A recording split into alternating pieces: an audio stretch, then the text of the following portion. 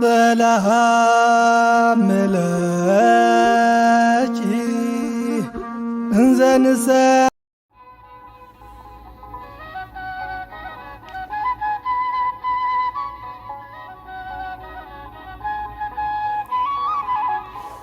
በስመ አብ ወወልድ ወመንፈስ ቅዱስ አሐዱ አምላክ። ሰላም እግዚአብሔር ምስ ኩላትና ይኹን። ፍትዋት ናይ ልዑል እግዚአብሔር ቤተሰብ ኣብ ዘለናዮ ሰላም እግዚአብሔር ይብዛሓልና ይብዛሓልኩም እንዳበልኩ ንሎም መዓልቲ ሒዘልኩም ዘቐረብኩ ናይ ቅዱስ ዮሃንስ አፈወርቅ ህይወት ካልኣይ ክፋል ሓቢርኩም ንጽንሑ።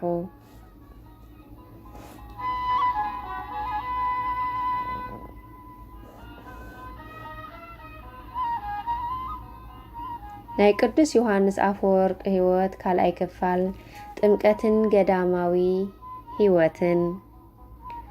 እቶም ብጥንቃቄን ብጽሞናን ዘንብቦም ቅዱሳት መጻሕፍቲ ናይ ዓድዩ ኣርአያነት ዘለዎ ኣብነታዊ ናይ ቅድስና ህይወትን ምስ ጳጳስ መላጢዮስ ምፍላጡ ናይቲ ገዳማዊ ህይወት ዝንባሌ ዝነበሮን ብዕድመ መዘንኡ ዝኾነን ዓርኩ ናይ ቅዱስ ባሰልዮስ ተጽዕኖን ኣብ ህይወቱ ቀስ ብቐስ ለውጢ ኣምጽኡ። ናብቶም ምስ ዓብዪ ዝጥመቑ ንኡስ ክርስቲያን ብምእታው ድሕሪ እቲ ልሙድ ናይ 3 ዓመት ትምህርትን ናይ ፈተና ጊዜን ኣብ መበል 23 ዓመቱ ብ370 ዓመተ ምህረት ብጳጳስ መላጢዮስ ተጠመቐ።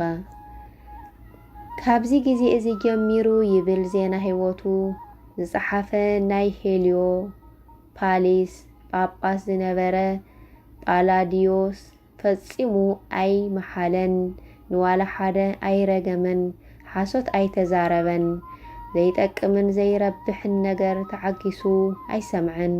ጥምቀቱ ነዛ ዓለም እዚኣ ፈጺሙ ዝኸደላ ንክርስቶስ ንምግልጋል ርእሱ ዝሃበላ ካብ ዓለም ንክርስቶስ ዝተፈለየላ ፍጹም ዝኾነ ለውጢ ናይ ህይወት ዝገበረላ ነበረት። እቲ ለውጢ ድማ ፍጹምን ቀጻልን ነበረ። ብኻልኦት ናይ ታሪክ መጻሕፍቲ ከዓ ኣድዩ ኣንቱዛ ናይ ወዳ ጥምቀት ዘደንጎየቶ ድሕሪ ጥምቀት ሓጢኣት ናይ ምስራሕ ስግኣት ብዝብል ኣተሓሳስባ ዘይኮነስ ኣብቲ ሽዑ ጊዜ ናይ አንጾኪያ ቤተ ክርስቲያን በቲ ኣብ መንጎ ኦርቶዶክሳውያንን አርዮሳውያንን ዝነበረ ቃልሲ ትሕመስ ስለ ዝነበረት እቶም ኦርቶዶክሳውያን ዝበሃሉ ብንጹር ክሳዕ ዝፍለጡ ኢላ እያ ይብሉ።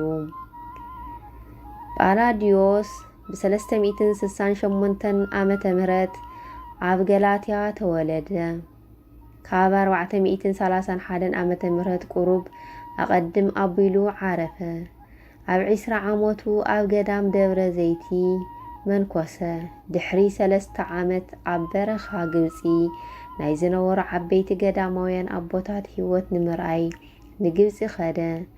እንተኾነ ግና ብምኽንያት ሕማም ሰውነቱ ኣዝዩ ስለ ዝተጐድአ ካብ ሓደ ናይ መነኮሳት ማሕበር ናብ ካሊእ እናዞረ ናይ ገዳማውያን ህይወትን ተጋድሎን ተመልከተ። ምስቶም ኣብ በረኻ ኒጥርያ ዝነበሩ ሰባት ምስ ዝቁጸሩ መነኮሳት ዘለዉ ህይወቶም እናተመልከተ ከምኡውን ናይ ገዳማት መሰረተት ከም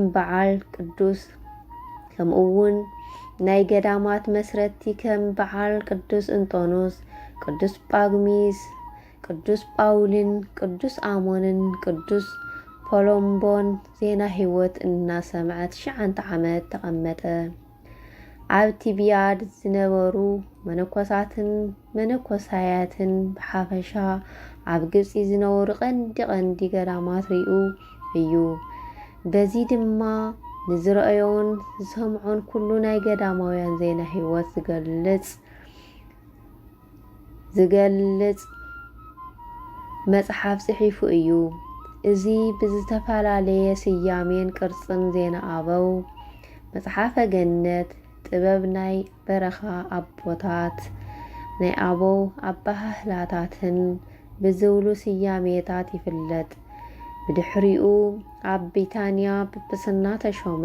ቅዱስ ዮሃንስ አፈወርቅ ፓትርያርክ ኣብ ዝነበረሉ ግዜ ንኡኡ ከዓ ናይ ሄሊዮፖሊስ ሃገረ ስብከት ጳጳስ ገበሮ።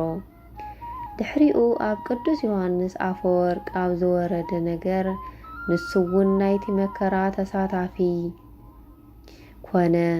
ን11 ኣዋርሕን ኣብ ሓደ ጸልማት ተኣሰረ።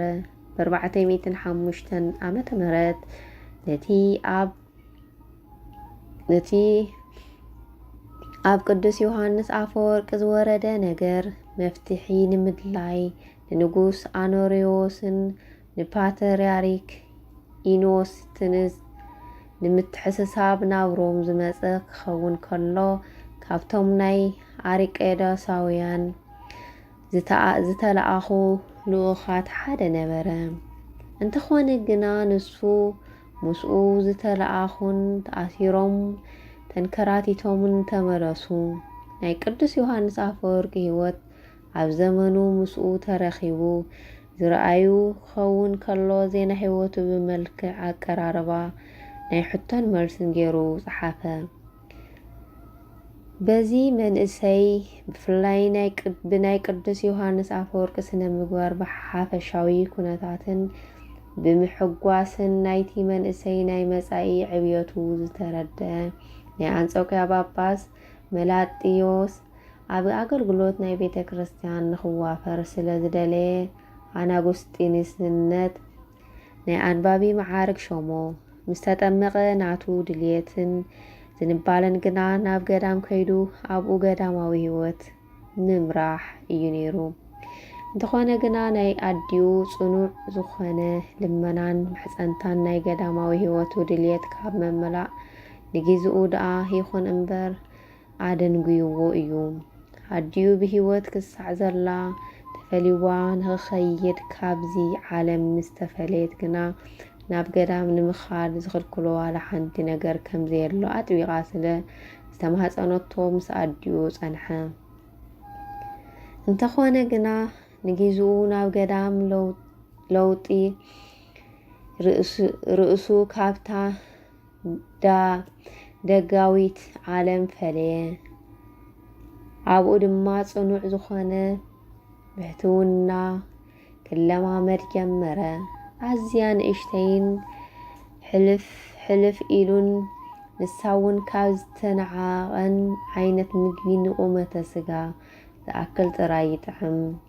ኣብ መሬት ይድቅስ፣ ጸጸኒሑ ንጸሎት ይትስእ ነበረ። ግቡእ ናብ ዘይኮነ ዘረባ ንኸይኣቱ ኢሉ እውን ኣርሙን ስቕታን ሓዘ።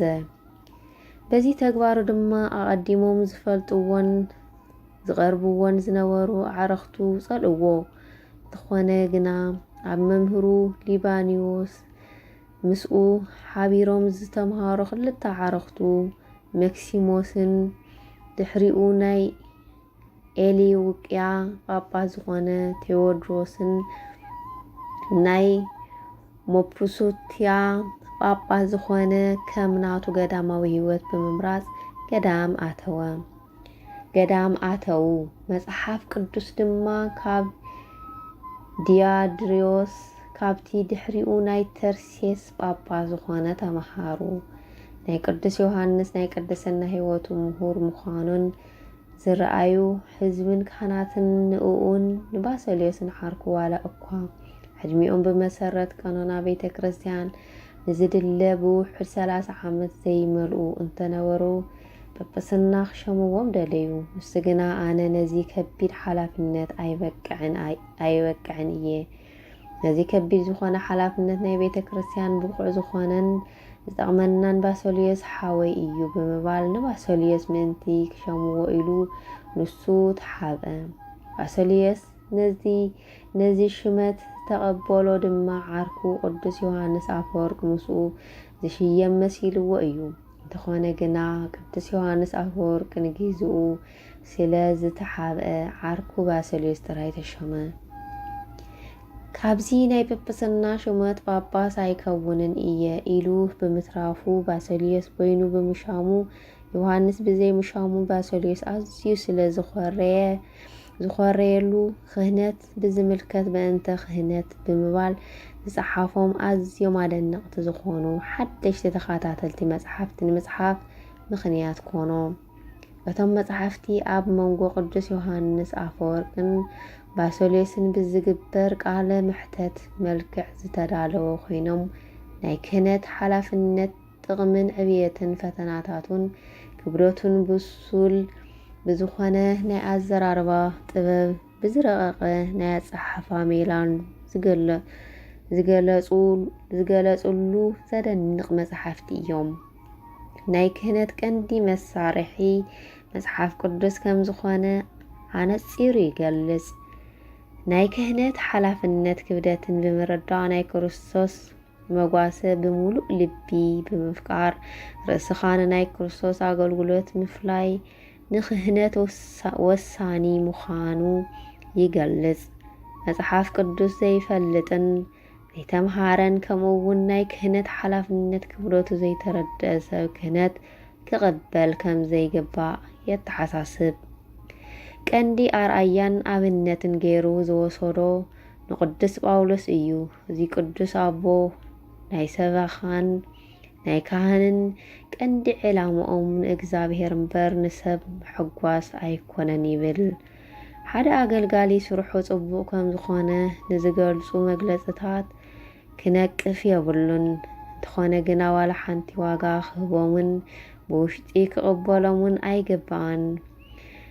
ድሒሮም እዞም ንጽቡቕ ስርሑ ዝገልጹ ዝነበሩ ውዳሴታትን ጽቡቓት ቃላትን እንተ ተሪፍዎ ክጭነቕን ኣብ ዕላምኡ ክጠራጠርን ወይ ዕላምኡ ክልውጥን ኣይግባእን።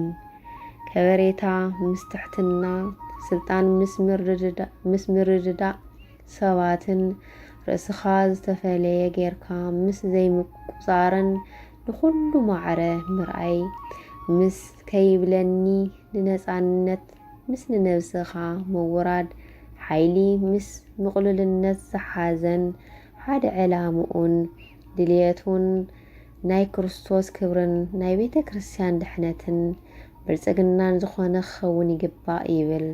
እዚ መጽሓፍ ናይ ክህነት ብዙሓነት ብዙሓ ዝዓይነቱ ሓላፍነት ናይ ኣገልግሎቱ ክብደትን ብምርኣይ ናብ ክህነት ክኣቱ ንዝደልዩ ኩላቶም ጽቡቕ ትምህርቲ ዝህብ ዝድነቕ መጽሓፍ እዩ። ናይ ቅዱስ ዮሃንስ ኣፈወርቅ ሕይወት ሳልሳይ ክፋል ይቕጽል። ስብሐት ለእግዚአብሔር ልዑል ወለወላዲቱ ድንግል ወለመስቀሉ ክቡር አሜን።